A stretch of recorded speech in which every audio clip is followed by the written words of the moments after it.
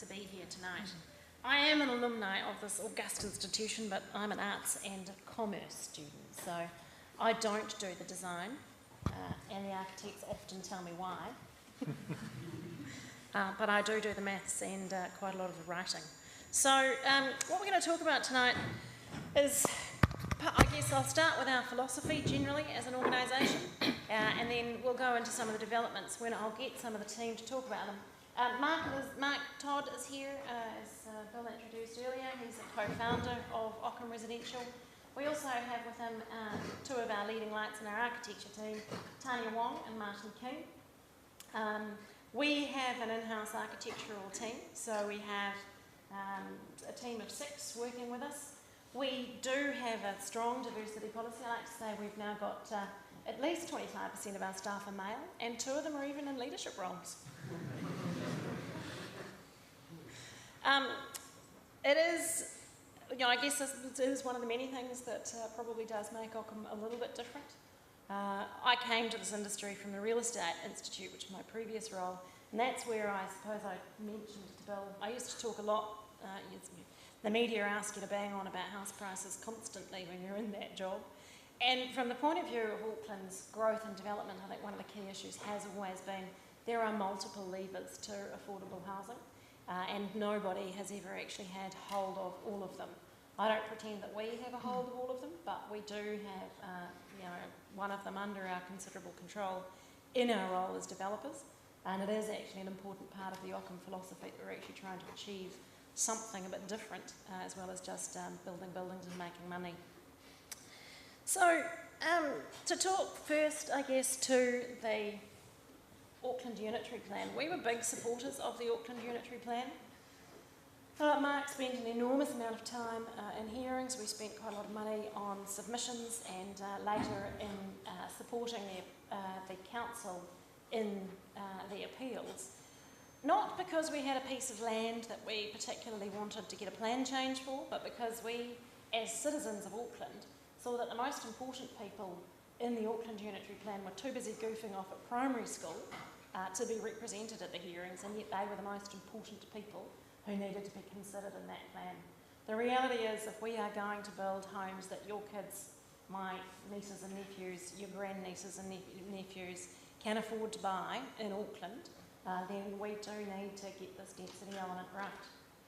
But Auckland's old planning rules basically prevented developers from building affordable housing. And it was largely around the density component of that. Basically, there were 2 defaults for density. One is the apartment building model, but bona fide apartments are really expensive to build. You've got crane hire for 2 or 3 years, you've got basements, you've got mechanical ventilation, you've got vertical transport. They are expensive and they only work in certain parts of Auckland. The reality is, Aucklanders don't yet want to live exclusively in apartments. The alternative model in the suburban context has always been the terraced housing model, but terraced housings are incredibly difficult to build cheaply, and show me how you build an effective 1-bedroom, 3-level terraced house. Kind of tricky.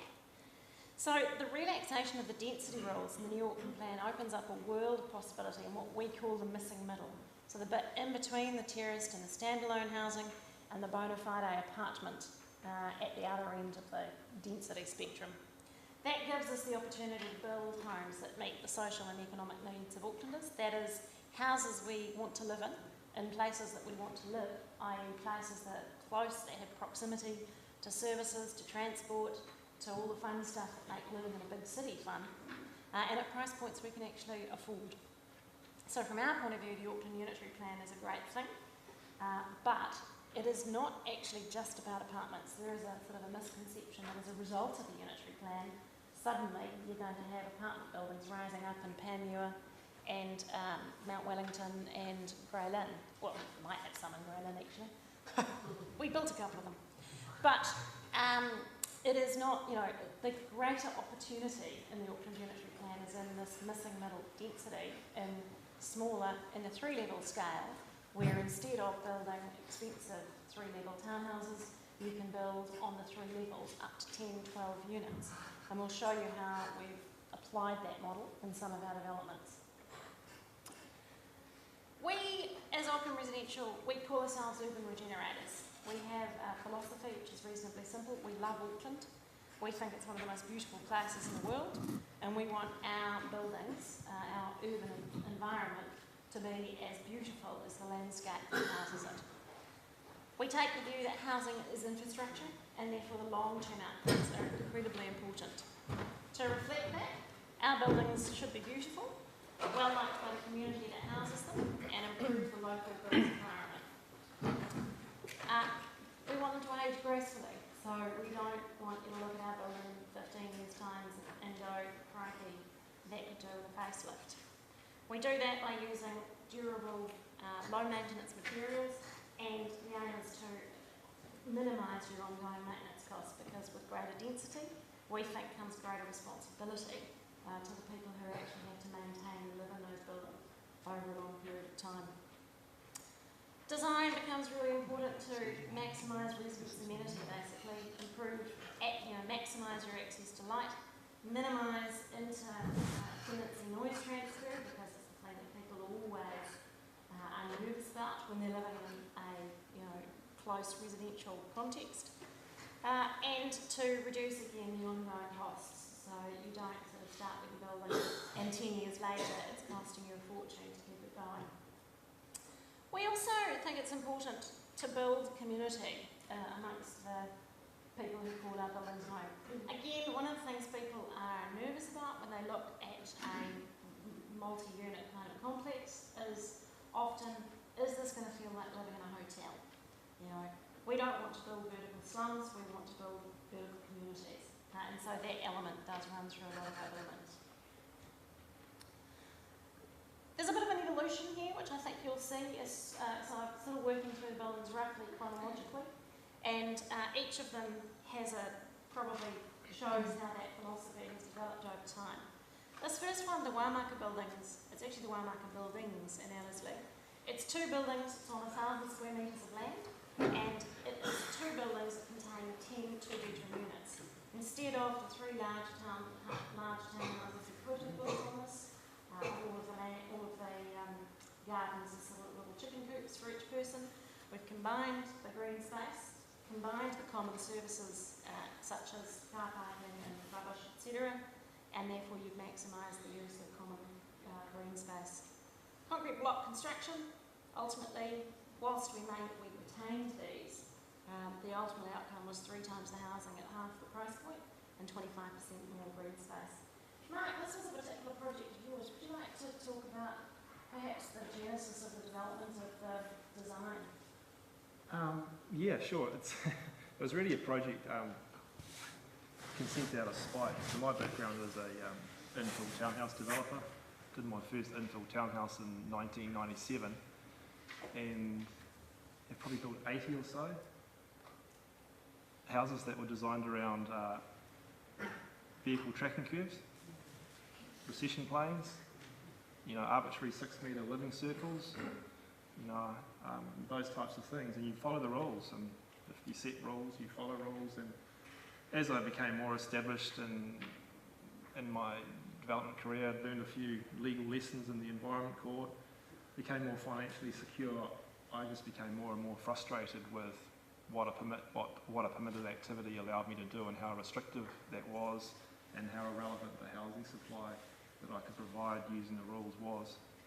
And contrary to density rules, it became clear to me that density rules don't protect the suburban environment. What they actually do is destroy it with concrete driveways to individualised garages. So the idea here, we specifically consented this as a non-complying activity, but made sure the consent was issued on a non-notified basis, because the effects on the neighbours were less and it was more aligned with the objectives and policies. So it's a progressive consent.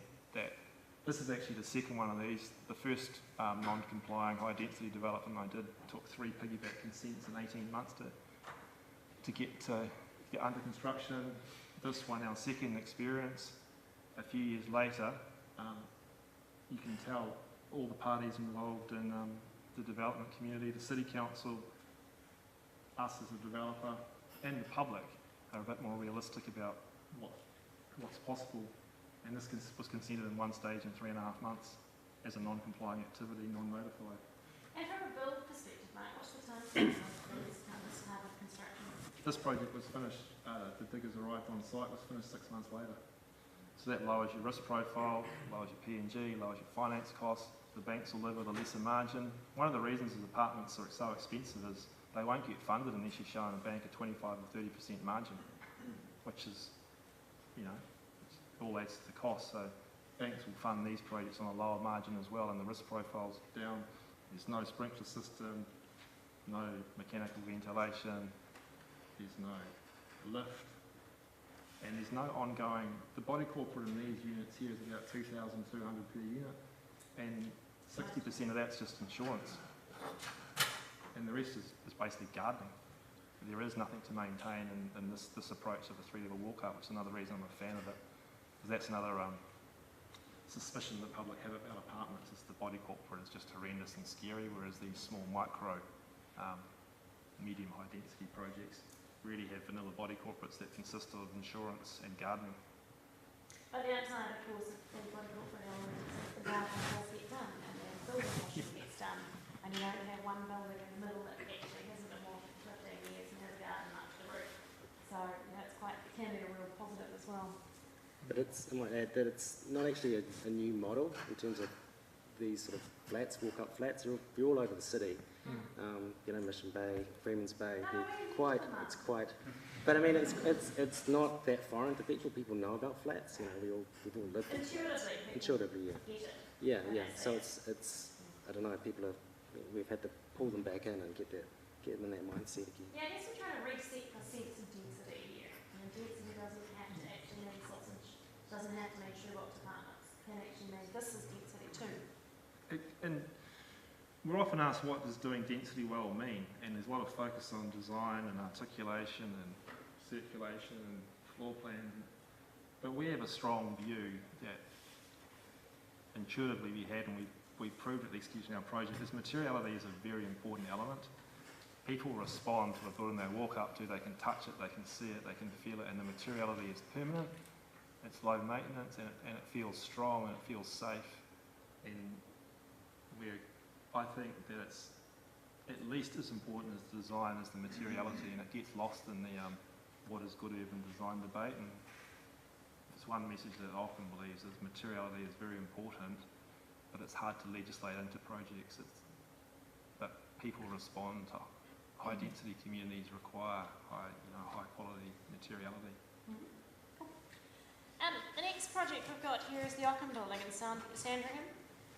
Tanya, this was just by way of note, when it comes to the design of our projects, Mark and the architects work incredibly collaboratively.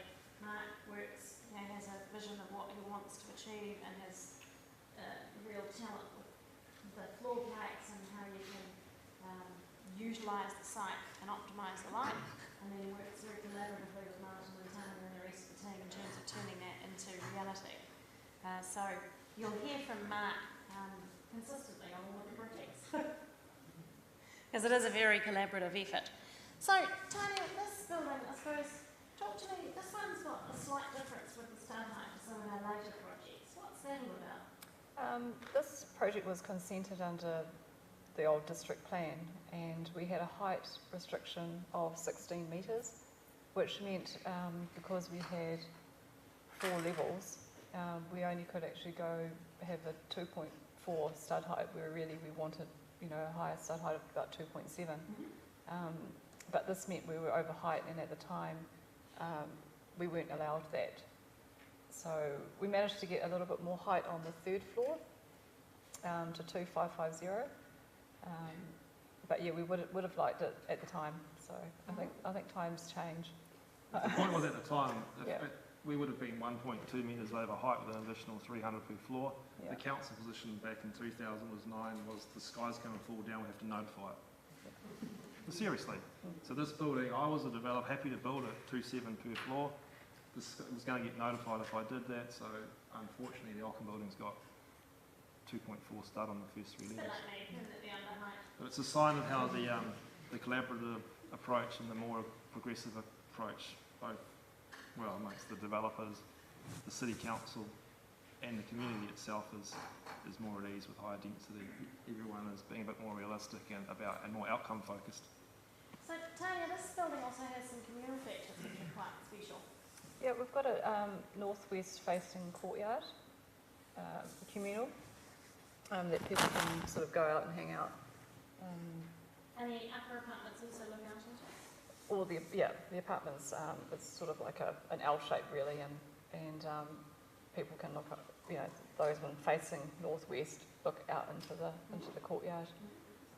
So we've got open space and the greenery, and also the opportunity to hang with neighbours as well as their own sort of private balcony space. Yeah, it's like an extension of their home. The Isaac and Grey Lynn, this is 3 buildings across, 75 units across 3 buildings. This is also, I guess, coming back to the materiality point which Mark commented on, that's obviously very important to you. Tanya, what are the key materials that we use in the Isaac?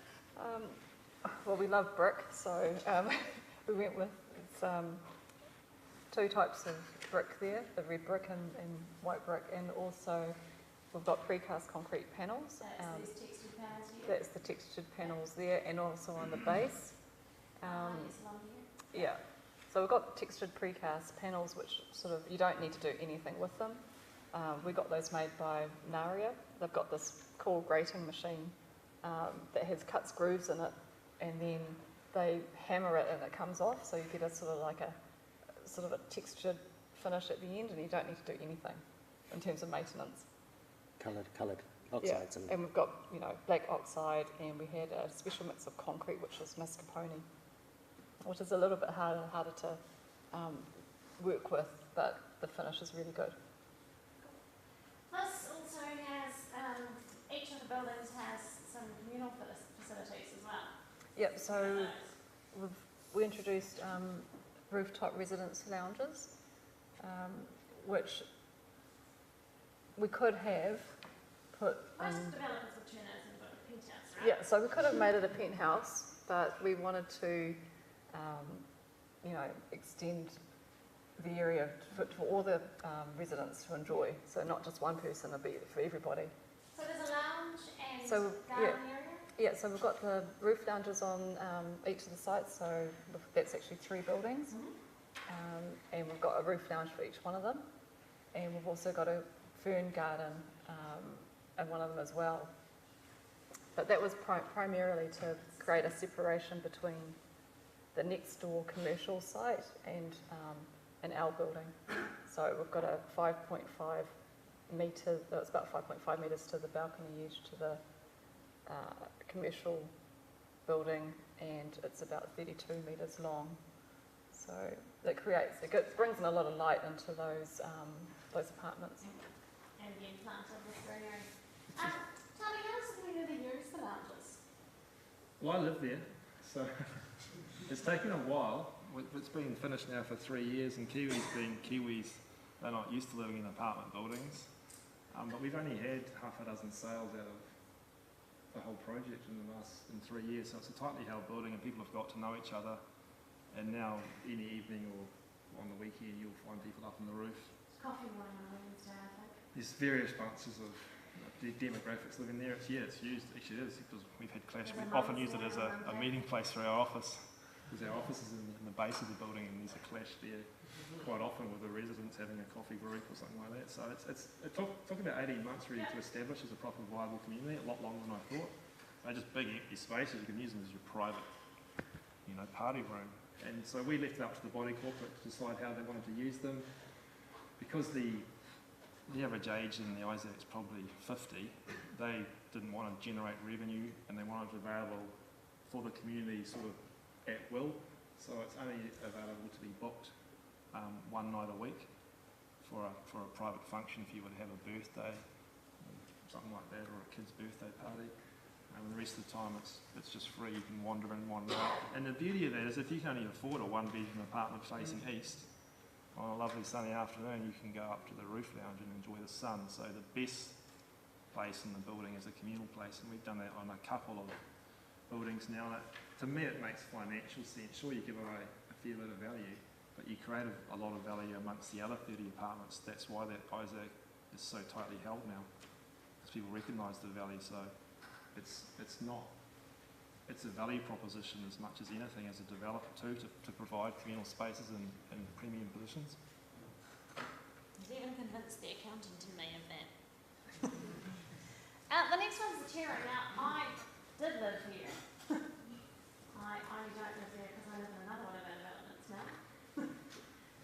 This is another of Tania's projects, named after Alan Turing, the mathematician, and he's most famous for cracking the Enigma code, but he also did a lot of work in molecular biology and was basically the father of the modern computer. So, Tania, tell me how Alan Turing's work is represented in this building. So really I wanted to bring the design back to New Zealand, and so I based the patterning of the precast panels on a native New Zealand leaf. So it has all the veins, and I basically blew that up and just wanted to sort of repeat it to get the impact of that design. So also with putting it into precast concrete, it's more of a permanence and low maintenance material. So yet again we used precast. In other areas the other areas is concrete block, plastered and painted. We've also got a courtyard to bring in more light in the atrium. So it's about 6 metres by 6.5 metres, and it really does work as a space. Peter, who's here, can attest to all the debates we had at the consenting phase about there'd be no light down there, and every project's got its contentious issues. So we've done a number of atriums now, and really they're really important things for planners and developers to see the actuality of a 4-storey deep space that's 50 square metres, or we built others that are 18 by 9 square metres, 4 stories deep. It's just good to have that practical knowledge of what these spaces look like in reality, because they do generate severe disagreements. Yeah, we've also got a residence lounge as well in the top floor, which has a bar and a pool table, and I think is used quite often. Yeah. Well, that was our lesson from the ISAC. Our first extensive roof spaces was like the beautiful spaces, but effectively they were a box on a roof with a 200 square metre garden, and there's not a lot of reasons to go there. So from that learning in the ISAC, in the Turing, we put a gym up there, we put literally a bar up there, we put a separate full-size snooker room and a residence lounge. And from the beginning, I think the community established. Sunday, there'd be a note put up here in the room in the lift, drinks and residence lounge in front, Sunday 5 p.m. BYO, and no one has to drive home, so it's, Well, you get that tension. Bump spaces on the roof, you've got to make a reason to go there, because you don't bump anymore, you've got to go there. So. Talk to me, mate, about the bump space concept. How we ended up calling them bump space. Well, we didn't invent it, or it's a well-known sort of community building. Is call it random interaction. People feel awkward if they're forced to interact, but if you're at your letterbox or you're entering your building while someone else is exiting, it's the best way to build. So you can either choose to engage in a conversation or move through or move on, but the net you want to encourage through your design spaces where people can bump and choose to interact voluntarily, so they feel relaxed, make the environment and interaction relaxed. So next one is Station R. This is right next to the Mount Eden train station, quite literally, with only a very without up to that here it is right there, you can see it. So you can land a free roll on the train line from your bedroom, from your lounge. All of the apartments are longitudinal. Martin, talk to me about the reason behind that choice. Well, the building is north facing, so we want to obviously make the most of that. So all the living spaces are located at the north side. But given that we wanted to maximise the number of apartments across there, there's 8 of them on each floor running across. So if all the living's on the front, you need to somehow circulate through the building. So we shift the circulation from the front through the back along a series of breezeways. You can see on the left there. So that basically allows you to enter each apartment from the rear, and the apartments become dual aspects. So you've got bedrooms at the back and living at the front, which meant you have good cross ventilation. You get with light wells. We put in light wells at the back. We get light to the apartments, and basically just really worked on that sort of dual aspect model. Every apartment has a view, as opposed to you having the good apartments on one side That's right. and putting it at the back. Yeah. It's a nice little dingy view of the car park. Yeah. And the plantings, this is really rather lovely here. What were these plantings? Well, the idea with it's really just I mean, breezeways are they can be quite brutal. I mean, just, they function as getting you from the front of the building through the back of it, like this. So, I mean, we just really wanted to just make it a nice experience and, enjoyable experience. But there's also the back faces onto sort of heritage residential, Mount Eden. Whereas the front's very sort of hard and semi-industrial and but edgy. So the back was sort of nice contrast to that. So a lot of greenery, a lot of climbing plants, reflecting off the glass, coloured glass, reflecting off the neighbours and the trees. Trying to break that down, sort of a layering of glass, planting, timber, a lot of timber down there, cedar louvers, light wells, and just building that up and giving a nice sort of buffer to the rear building. And edible plantings? Here, we've got planters throughout that have got blueberries and feijoas and guava and stuff. Finally, enough people to eat the product with one feijoa tree. Yeah. So that facade is a response of lots of tensions that arise. This is a mixed-use zone bordering on a Res 1 zone. So basically a single house zone bordering mixed use. Unfortunately, the mixed use zone is generally a strip one title deep along key roads and corridors, which in my view is a real fault. I think Martin handled it really successfully.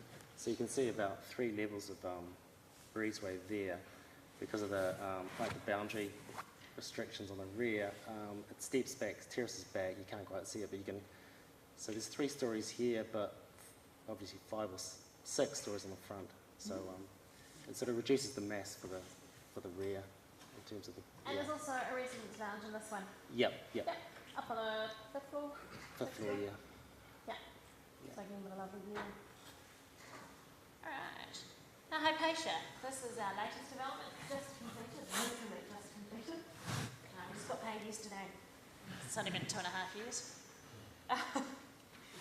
This has been a particularly challenging project. It is right next to, it's 50 metres from State Highway 1. It is right on top of the rail corridor. It's right next to a single house zone residential street with neighbours, virtually no staging, complete site coverage.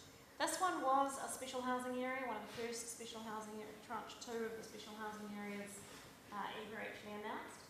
Tell me what they view on this site compared to under the old district plan. I think it's around about twice the amount, because with the Hype Plains, I think in the old district plan it's 2 metres and 45 degrees, whereas in the unitary plan it's 8 metres and 60. So, even just the bulk, the mass is a lot more, and you get more floor area in that space. So with the site, it's actually quite a big site. It's like 1,450 square metres in the floor plate, so it's quite a big mass. And to sort of break that down, we actually put a courtyard in the middle as well to bring in more light into an atrium space. So we've done that again. You can just see it there behind the back of the pool. Yeah. It's roughly 18 metres by 9. Again, but we've actually got, that one's actually got apartments that face into that. That's their sole living aspect, into the 18 by 9 courtyard. And with the arbitrary I'm sounding biased, aren't I? Outlook rules for 60 metre deep, 4 metre wide living spaces and 3 metre bedrooms, and the perceived privacy issues. That was again a big, that was the most contentious part of this Having walked consent. into those apartments now, they're completed, they're fantastic, and they're represented as a really good value for money. And we sold them out before the exterior apartments too, so that was quite an interesting lesson. And they're the quietest apartments in the whole development, 'cause it's a bloody noisy sort of area with the rail lines kind of past and a State Highway 1 flyover. So there's a lot of ambient. So people that value privacy and noise, acoustic privacy, and some people do. They buy the ones in the middle. There's also, we've used Indigenous art extensively in the building's fabric. Tani, do you want to talk to Yep. how did that come about? So historically, the site was home to many Māori tribes. So Mark went along to a meeting with the iwi on the site, and yes, and then they said, "Oh, we'll put you in touch with Ruben Kirkwood, who's a Māori artist. He's actually a kaiwhakairo for Ngāi Ki Tāmaki." And so we got introduced, and we gave him a brief about what kinds of things we wanted. So he'd come back with just a sketch of a drawing, and we would sort of talk about that and blow that up to a scale that we were happy with, and we've used that, used all his designs around our building. So on the base of the building, we've got Rauponga designed panels, and we've done those in precast concrete. And now they signify the growth of a fern, so we'll put them at the base. And then around the spandrel panels on each of the floors, we had moulds made to put around the perimeter, and then we would pour the floor. So that's kind of the first time we had poured a floor with vertical panels around it. So we kind of had to do a few experiments and prototypes before that. So we had a few, we did a couple in the basement, and also we had a show home up the road, and we poured a few panels to make sure it would work. So the majority of the panelling you see there's not actually panelling, those are 6 by 800 ring beams running around the perimeter that poured in situ. So the decorative element's part of the structural element. So I can tell you Bracewell, our construction company, was spent many sleepless nights worrying about the execution of that, because there's only one chance. It's not just decoration added on post-structure being completed. And the first time you've had a pool as a communal space? Yeah, we'll try to do something different.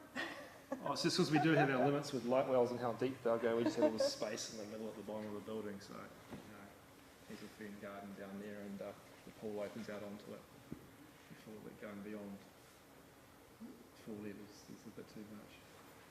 I've just got some pictures here of a couple of upcoming projects, but I'm going to move on to Bernoulli Gardens, which is, this one is not yet complete. This one is still being built out in Watsonville Point. Mark, you might want to talk to this one about the site with regard to the site plan and how we've sort of laid that out. Well, I'll just be really brief because I'm just mindful of the time. It's 7:12. So we just wanted to give you 2 examples. We've moved on. Everyone thinks that we're just an apartment developer. Our main interest and our main design interest, architecture, academic interest is actually 3-level flats or walk-ups, or that's where there is scope for creativity. There's a world of possibility. Any apartment block is effectively an extrusion of a title that's sort of morphed and mashed to take advantage of certain view channels and where the light is, or recession planes of other sites. You get big flat urban areas, suburban areas like this. There's so many solutions. This is a super lot out of Hobsonville. It was originally master planned for 43 townhouses with a final retained green space of about 18% of the site. At the average price out at Hobsonville now is about $1 million. What we've got here is 120 character flats in 6 buildings with underground car parking. Pardon? Oh, there's 5 buildings now, yeah. 5 buildings, 120 units. At 0.65 the average cost, an average price of, it's actually $640,000, and there's 36% retained green space on site. So there's twice as much green space and what is retained is in 3 parks. So there's one large central park that's about 1,000 square metres, and there's 2 pocket parks facing on Hobsonville Point Road. So to summarise, we've got 3 times the housing at 0.65 of the cost with twice as much green space. So this is really, we're not really a greenfield developer, but again, this project was just born out of frustration, really. You know, Aucklanders can't afford more $1 million townhouses in our greenfield locations. So why not, if you're going to do greenfield location, why not get better yields at lower prices with more green space? So that's our goal with this particular project. And Martin, talk to me about the location of the residence lounge. Right, so we've got a residence lounge, and it's located just off the car park. So the car park is 2 stories, it's basement level and then the ground level there. And everyone filters through, if you're not living in building 1, if you're building in 2, 3, 4 and 5, then you filter through past the residence lounge, past the letter boxes, and hopefully bump into your neighbours or what have you. But So it actually brings the circulation flow through that communal space. Yeah. Being such a big site, you have to try and manage people and usher people, because there's so much potential, direction you can go into. So to run through the communal lounge, it's sort of past the communal lounge, it kind of makes sense. Here's some more images of it. I'm particularly fond of the Art Deco curved building parts. I think it's marvellous. Big fan of that. And probably the last one we'll talk about, this is also a nascent project, not yet consented, but underway. This is Koa Street, Mark. This is another one. This is kind of your personal pet. So just briefly, this project is just again a special purpose project to show the fullest extent of the mixed housing zone.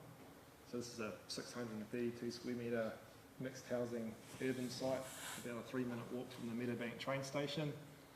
So it's highly connected. The cycleway runs right past it. The GI Tamaki cycleway runs right past the Meadowbank train station. You're connected to the waterfront, connected to the CBD. You're quite disconnected by car in Meadowbank. So we've designed this to meet the rules. It's got 14 units with 10 semi-basement car parks on 632 square metres. So we did a bit of an audit on what's currently being provided in Meadowbank. The average price of a new house in Meadowbank is $2 million. In fact, one just sold on Sunday for $2.4 million, a few hundred metres away on 500 square metres. The average price in this project will be $600,000, which is 30% of the current new price of a new house in Meadowbank. So that's a great, we're not building 30% cheaper, we're building for 30% of the cost of the current new house in Meadowbank.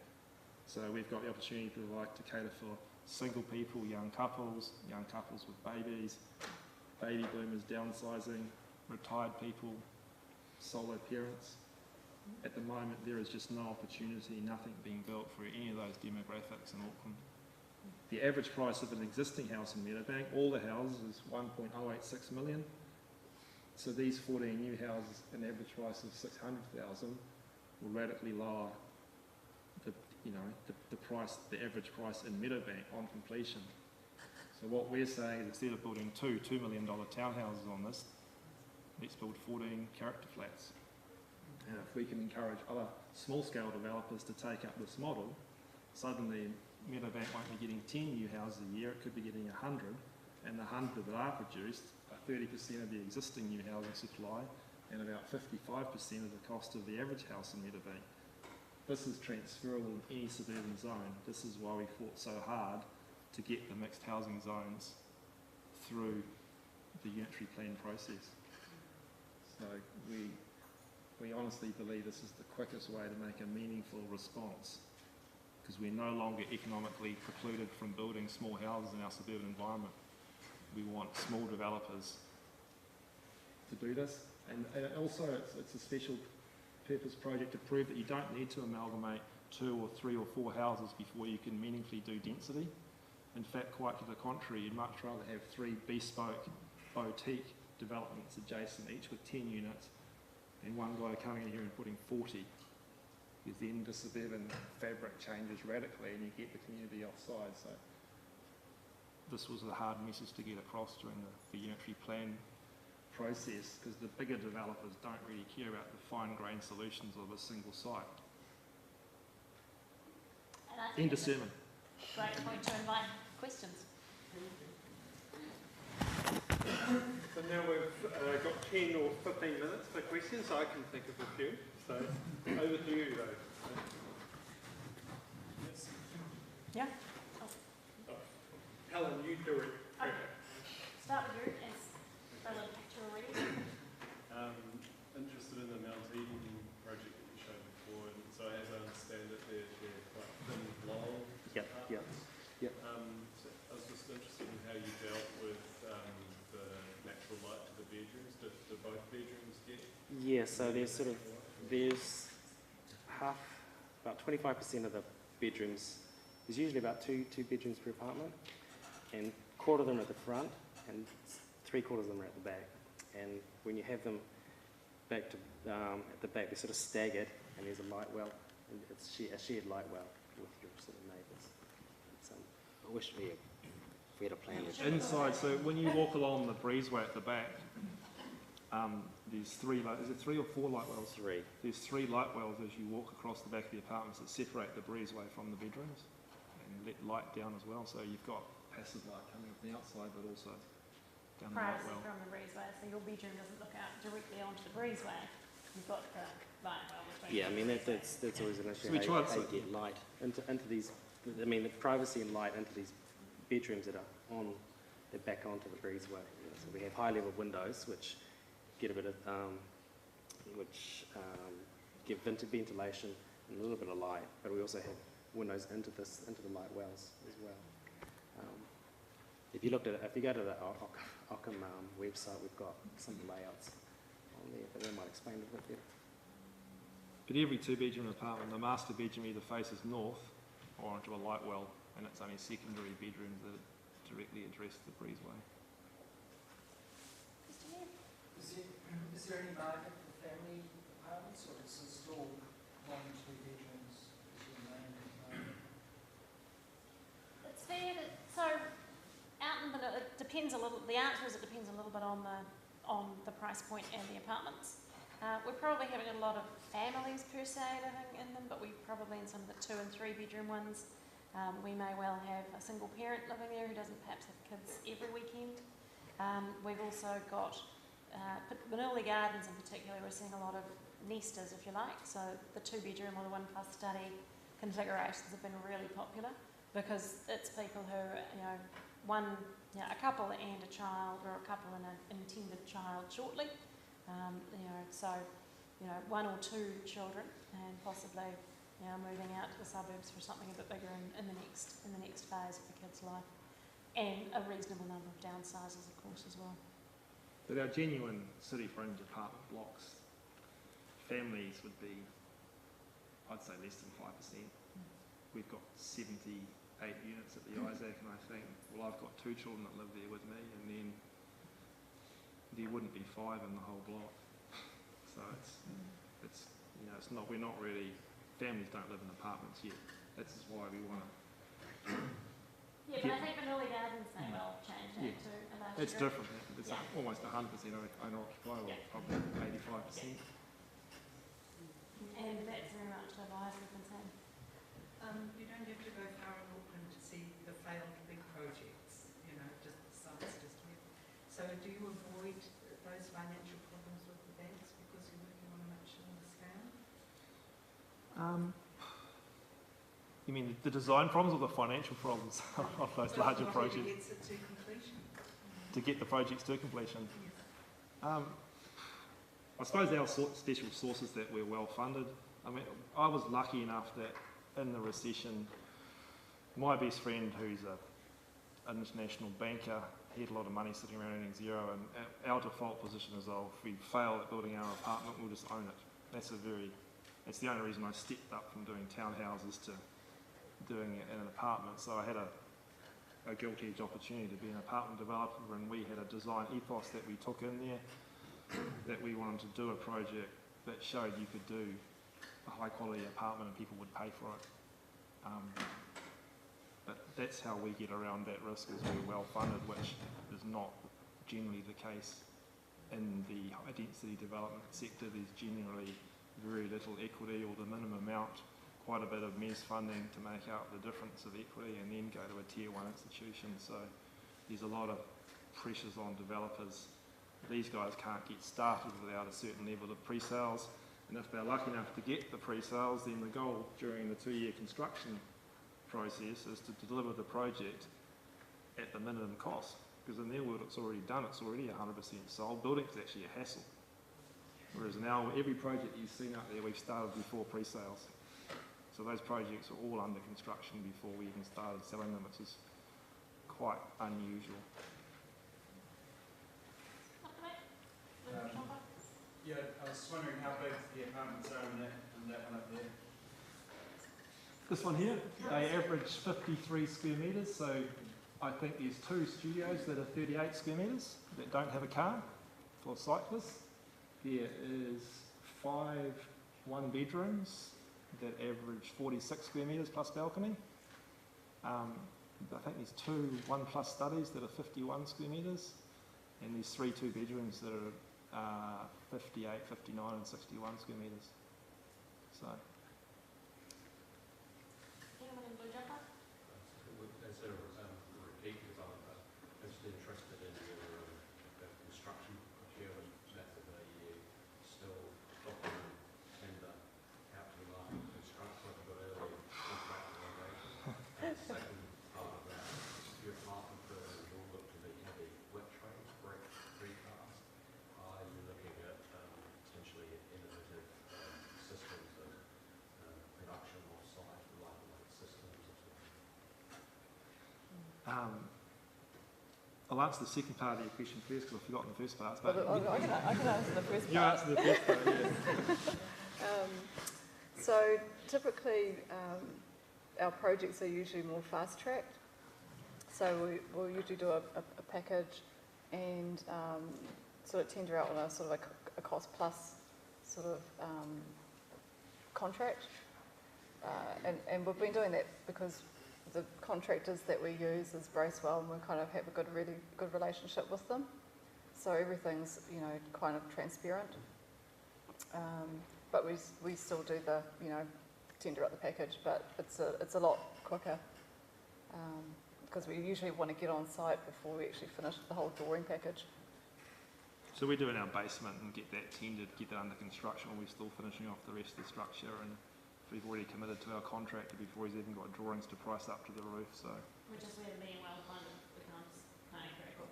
But that's the hardest part of development at the moment, getting it built. There's just, the industry is at breaking point in terms of it doesn't have the skilled tradesmen in almost any arena.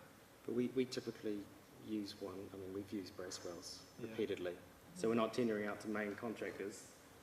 We use Bracewells, and then they tender out, they get sub-tenders, and it's all sort of open book kind of. Yeah. Well, I don't think there's a major project under construction in the city at the moment that would have been let on a tendered basis. That people would just laugh at you if you said, I want you to price this 6-storey building as a tender. Everything's done on an early contractor engagement basis at the moment. But the second question, yes, we are. We're looking again at CLT, and I had a meeting with some Canadian people last week, multi-storey stick frame construction as well. There's 2 main issues with those lighter, quicker ways of construction. One is just controlling noise. It's a bit of a dark art, and we haven't invested as a regulatory or a government or or MB or brands. We haven't invested enough into the timber industry. Hasn't invested not enough to make it acceptable solutions. We know we're going to get this sort of performance out of a lightweight timber floor or a CLT floor. And the other problem with those sort of methodologies, if you go into high density, we strongly believe in a zero maintenance facade. And what do you clad these buildings in if they get beyond 3 levels? You can combine lightweight timber with brick facades, but you get beyond that, and then suddenly you're doing, polycarbonate panels, tin, all these things that, my personal view is they don't gel well with high density projects. That's just my personal view. You mentioned the planning system encourages mediocrity. What do you think needs to happen to improve the planning system to encourage better design outcomes? I wouldn't say the planning system, did you say the planning system encourages mediocrity? Yeah, just Sorry, I spent 15 years on site.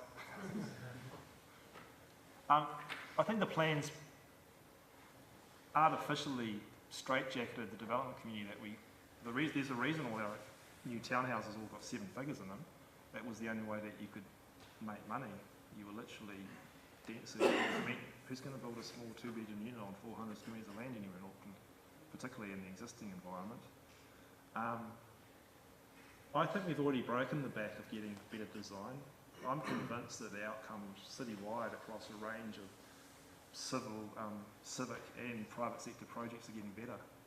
And the relationship between and the expectations of the council and of the development community itself and the public, there's a virtuous self-fulfilling betterment going on at the moment. Sure, I wish it was faster and I wish we could get rid of a few of the players that don't want to buy into it, but I think Auckland has got its head around what good design is, so I'm not actually that negative about our current output and the direction we're heading. One more. Is this block of apartments, is this walk up or does it have lifts? It's walk up. All of this quite well. Yes, it's normal in Europe though. I know. If we bring up Bernoulli Gardens again, we can. I have succumbed to my sales feedback, and the 5th building is actually 4 levels with a lift, because we missed a handful of sales. Especially elderly people, they're quite happy to live in a 3-level walk up when they're 65, but they go, I don't know if I want to be doing that when I'm 75. So yeah, I'm still conducting market research. My preference is to leave lifts out, particularly of smaller scale projects, but our learnings from Bernoulli Garden is definitely it was well worth putting the lift in that building. Europe is going to be 5 and 6 level, but not here. Yeah, I know, it's good for your fitness. And a third of the units are ground floor anyway, to cover for accessible, elderly, people with young babies. It's not like they're not covered for in 3-level walk up, because every ground floor unit has a ground floor car park. So that's how it's been designed, and there's a ramp down the residence lounge to get there. So in this project, a third of buildings 2, 3, 4 and 5 are fully accessible. I'm sure there are more questions, and that's why we've laid on drinks tonight. Helen, Mark and the team will be out there. So we've got an hour to have a few nibbles and a few drinks, but if we can thank them.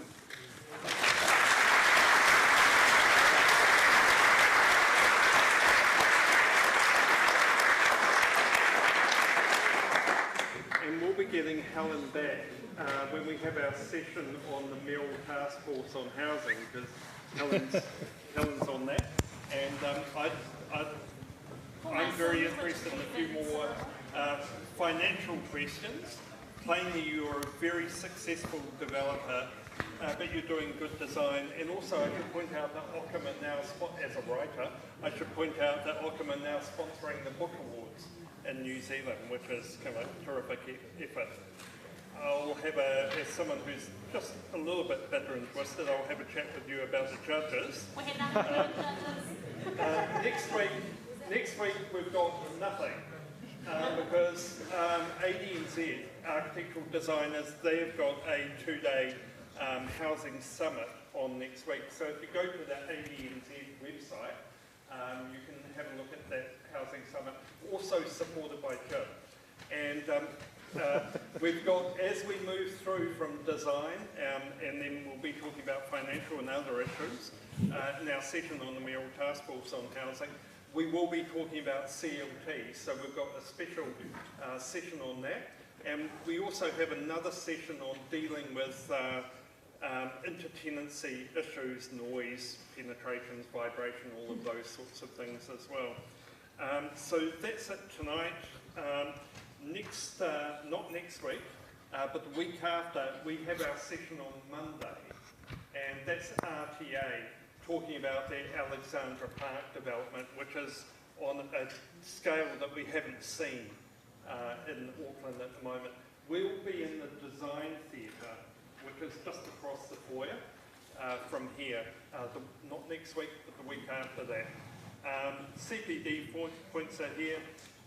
Thank you again to the people from Ockham, and thank you again, Jib, for supporting this series, which is very well received.